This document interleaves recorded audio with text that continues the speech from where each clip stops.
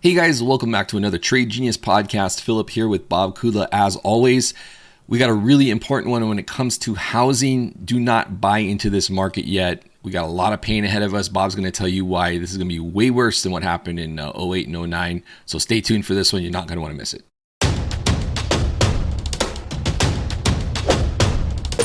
Trade Genius. Okay, Bobby, I see a graph going straight up in the air. Usually when we're trading and we're long, that's awesome. I don't think that's the case though with this graph. No, unless you're masochist, this is not good. All right. And look, this is way different than 2008, Phil. In 2008 when housing became unaffordable, you actually had the government and the banks and the Fed all on the side of we got to fix this. This time we have demographics. Now we have all four of those things working against us in that situation. The Fed, because they're so worried about the dollar that I don't think they're going to relent anytime soon. They may pause at some point, but I think it's going to take an absolute great recession for them to start to pivot down. And by then, I think it's going to be too late. Number two is demographics. And I use me as an example. So, I'm probably if I use the life expectancy tables, I'm probably, in the next 10 to 12 years, I'd be looking to downsize my home, but I'm at the younger end of the baby boomer area. The meat of the baby boomers right now are trying to downsize, or God is downsizing them. And so you have these properties. My brother-in-law just picked up a property from his parents. He can't afford to live in it. Everything gets readjusted out here in California for a tax basis. His taxes would be higher than his mortgage on the house. And so he's selling it. But who's he going to sell it to, right? And because you look at our children, they can't afford to buy these homes. They're not making the money. They don't have money saved up. And I think if that's around the whole country kind of a scenario with demographics. The boomers are leaving us, and the Gen Zs and the millennials can't afford the homes. So prices have to right size. And then people will say, oh, Bob, we'll just throw it out on the rental market. We'll talk to you a chart about that in a second, what's happening with the rental markets. They're getting saturated. And then we haven't even really begun a recession yet. And I think we're going to have some increased unemployment. And with not only rates going up for people, that's really not so much a problem this time because a lot of people have fixed rate mortgages, but property taxes are gonna go up. If they can't get you with the value of the home going up, Phil, they're going to get you by changing the mill rates or the property tax rates or all these stupid add-on charges. I own a home in Pennsylvania. I got hit with a property tax. I got hit with a school tax. I got hit with a lighting tax. I got hit with a special improvement tax. Jeez. They just layer it in and layer it onto the homeowner until they can't afford it anymore. And then you have to look at insurance. Insurance rates are going up because the insurance companies are getting jammed with higher costs of input costs, not just materials, which are starting to abate, but people. There's not enough people in the trades, and they're jamming prices. So we have a perfect storm ahead of us. In 2008, 2009, man, it hit in '08. It was done in '09, and people were diving into the housing market headlong and taking advantage of the government programs. This time, we're not getting them. So no V reversal like we had back in '09. No, it's going to be like that. It's going to be like that band that plays basically put an L on your head for It's going to be an L-shaped recession. So on the housing, and it's secular. This is, we peaked it. The second romp was the double top kind of thing from '08 to 2022, and it's my generation is going to have to pass before they start getting some big rises in real estate. Now, my only caveat to that is if inflation becomes so high that wages kind of overtake the pricing. But in terms of affordability, I think we've reached peak affordability.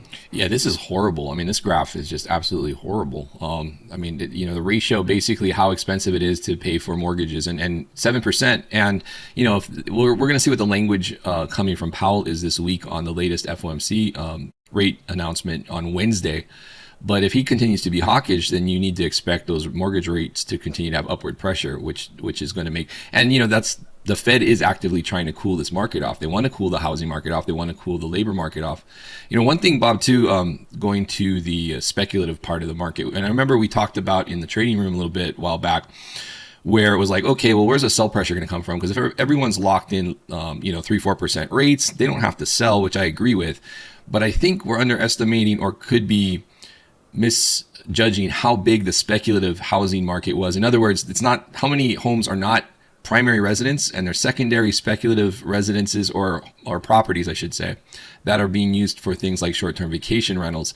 That, I think, is a huge shoe that has yet to drop. Yeah, and when we say we underestimate it, that's the big we. You and I we're under no illusions, Right. For people just to understand, Phil's background is very varied, and part of it is that he helped run a custom home builder in Hawaii for decades, so he understands this stuff cold, and he sees the speculative excesses in a speculative place. So, so we're kind of sober on all this stuff, and looking at the short-term rental market, I could never make the numbers work. I'm always shocked at how people are just diving into this stuff because they're all looking for cap gain rates. I'm a different cat. I'm looking at cash flow, and I can never make the cash flow numbers work because I've owned rental real estate almost my entire life. Reluctantly, I may add, because I kept homes that I moved out of for a time period and then rolled out of them. But it's a problem, and you have to understand, this Airbnb phenomenon was another just fractionalization of real estate, right? And BlackRock coming in and buying up all this real estate, and Zillow and Redfin, all these people got into this game, and now they're going to start disgorging it. And look what's happening to the home builders, like Toll Brothers and Lanier, and those guys are taking whole developments and they're selling them to speculators to put on the rental markets, but the rental markets now are getting saturated.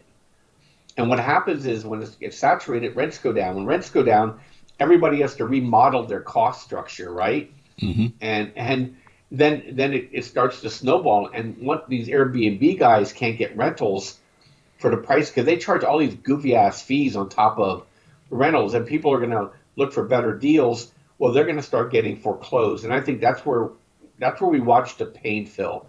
Okay, we watch the institutional guys bailing out of markets. We'll see that because they'll take write-offs, and then we'll also watch it in the price of Airbnb, and those are going to roll over, and so that's where, when we talked before, look, remember we said Airbnb was going to go down to 90 and hit it. Mm-hmm. Now push back up again.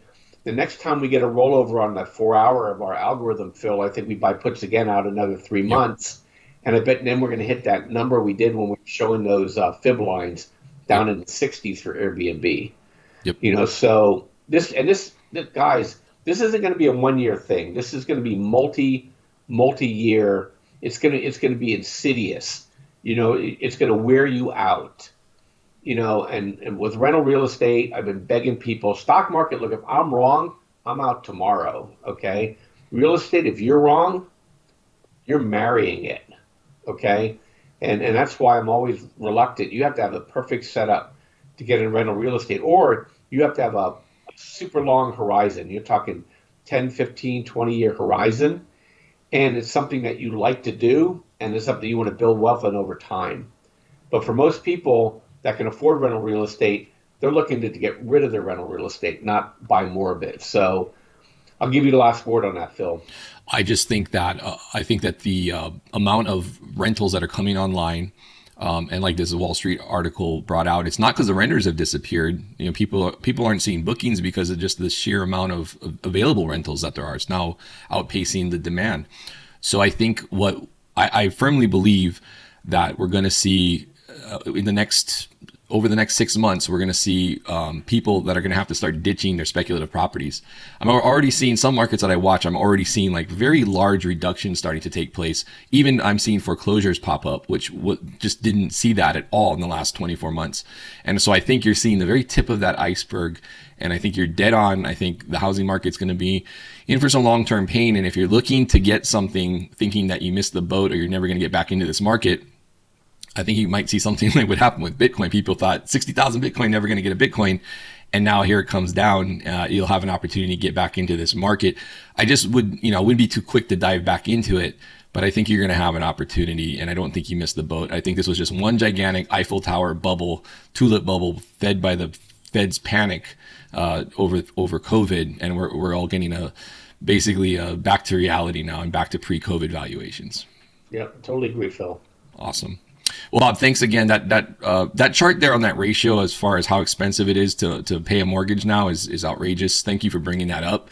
And I think that's all you need to see to know that we got some ways to come down here on this housing stuff. So thank you so much for showing that to us. And thank you guys for watching. Please hit like and subscribe and let us know what you think about today's video. What's your take on the housing market? What are you guys planning to do? Are you in a home and looking to buy a home? Love to hear from you guys. Thanks, and we'll see you on the next episode. Take care.